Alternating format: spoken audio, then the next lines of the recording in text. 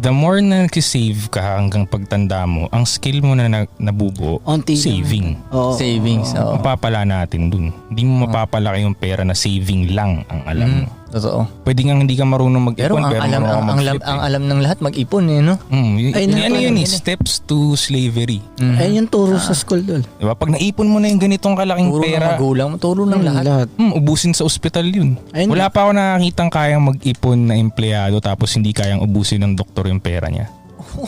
Promise. Oo. Wala pa ako nakita. Grabe Wala na. ka pang nakitang Empleyado na hindi kayang ubusin ng doktor yung pera niya.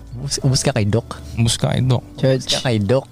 No? So, hindi ko sinasabing huwag ka mag-empleyado ha. Sinasabi ko, gamitin mo ng tama yung pera mo. Para hindi lang siya mapunta kay Doc. patulugin, no? Spend wisely, no? Patulugin. Kahit empleyado ka, pwede ka naman mas masarap nga maging empleyado tapos maging investor kasi pag empleyado ka, wala kang stress na sa quincenas o sa 30 walang dadating na pere. Sureball kasi may darating.